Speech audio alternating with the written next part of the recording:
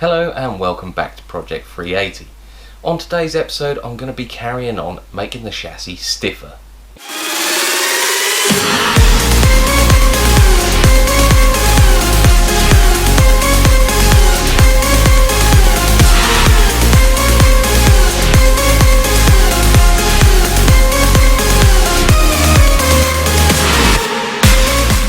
So in the last episode I added the Skid Nation chassis rails to give the midsection of the chassis a lot more rigidity.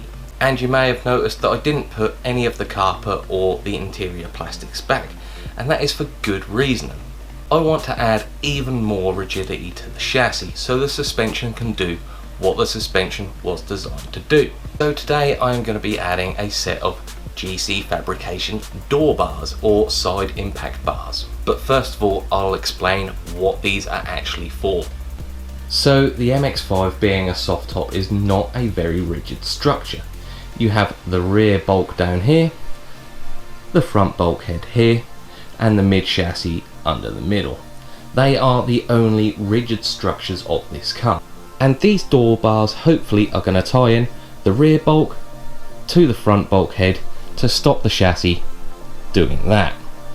And in the event of a rogue BMW drifting a bit too close to you and tapping your door, it's going to offer you a little bit of protection.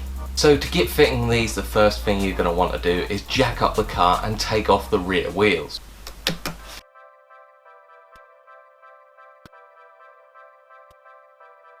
Before the comments section goes crazy about the wheel spacers rather than the door bars, these are 82mm wheel spacers. I made these myself back when I was a CNC machinist, and no, I'm not going to be running them on the car when it's finally on the road. So now with the wheel off, we've gained access to the wheel arch, and we want to take out the front inner plastic, and that's only held in with a few plastic rivets.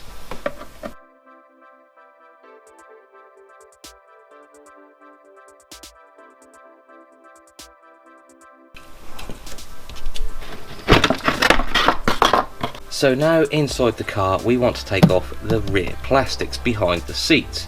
So to start off with, we're going to remove the seat belt. That's held in with one big bolt. Underneath that is a load of spacers. Take note of how they come out, as they want to go back in the exact same way. For some reason mine's already undone. Now if you have a hard top, you'll have the hard top latches. They also need to come out to allow the plastic to come out.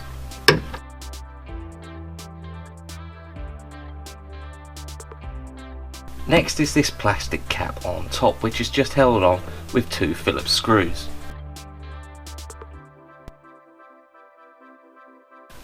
And a little plastic popper.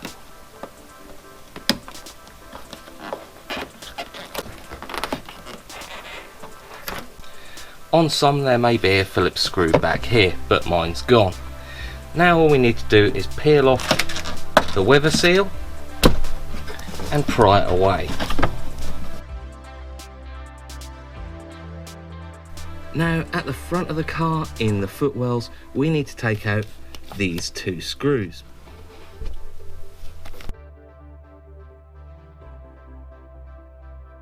Now in the driver's side you've got an electrical harness clip that goes to the body here. If it's not already broken, it's a good idea to remove that. It's going to make installing it a little bit easier. At this stage I'm now ready to install the bar, and it's fairly simple. Can't get the bars round the wrong way, they simply won't fit. The plate with the two holes goes at the front in the footwell, and the plate with the four holes goes at the back towards the back bulk. So for the next bit, what I'm going to do is bolt it up at the front with the bolts supplied, which are longer, and then mark the holes for the back plate, take it out again and drill it.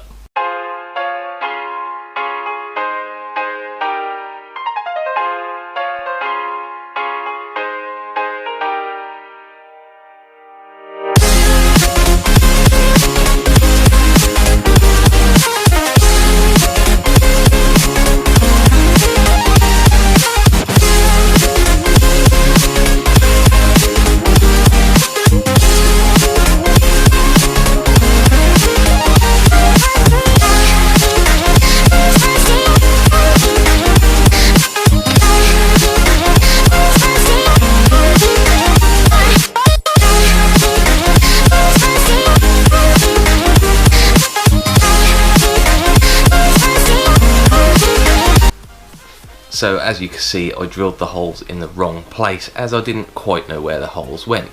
But it turns out that rubber bung that I saw is a hole, so you only need to drill 3 holes. So for the next step, the bolts at the front of the car are just nipped slightly, so there's still a little bit of movement, and the bolts at the back are just hanging in there.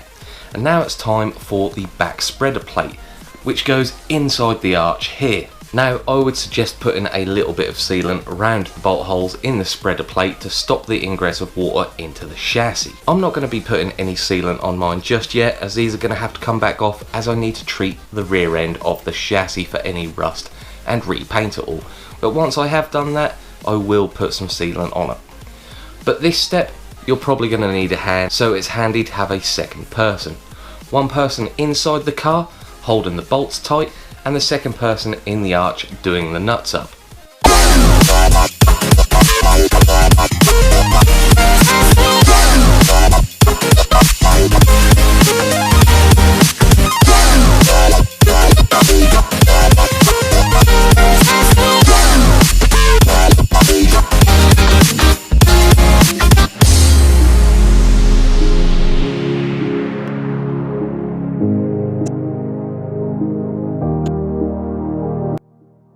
Thank you, helper. So that is the door bars fully installed, but to make this installation really neat, I'm going to finish off the interior plastic so they still fit. So I need to cut the back plastic that goes behind the seat and the front one that goes in the footwell. I also need to do a little bit of carpet trimming. So I'm going to start off with the back plastics. From what I've gathered, I need to cut off this whole edge here to fit it past the door bar. So I'm going to start off with that, and then if I need any more, I'll cut some more off in a minute.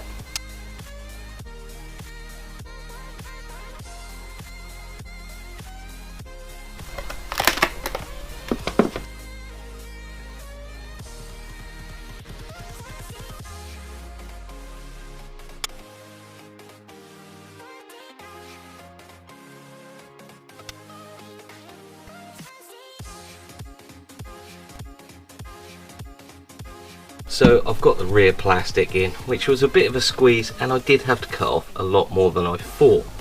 I had to cut off the whole edge here and then a semicircle around here to fit it in. Now for the carpet, I think my plan is to just put a little slit in the carpet here so the carpet can sit down either side of it.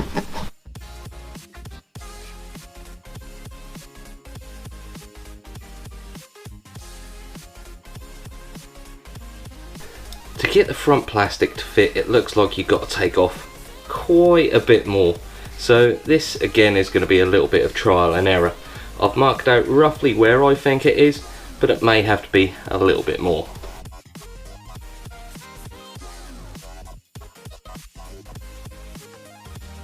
So the front plastic didn't go as well. I started off by cutting it too high. It's okay for the minute, but I may get a new panel in the future. So that is the door bar completely installed. At this stage I would now be putting my seat in and checking for clearance, but I'm not putting my seats in yet, and I'm confident they will clear. There's only 2 downsides I can see to these bars. Number 1, the original door cars don't fit and you will need to cut them, but that's not a problem for me as I'm not going to be using the original door cards. And 2, you're never going to be able to get in and out of this gracefully ever again. But I never could because I'm quite a big guy. Now all that's left to do is the passenger side, so that's all for this episode.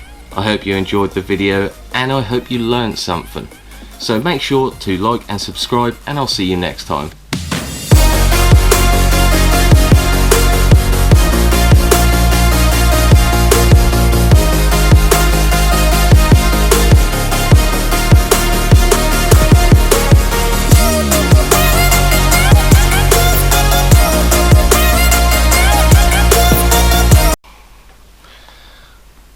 So that is the door bars fully installed.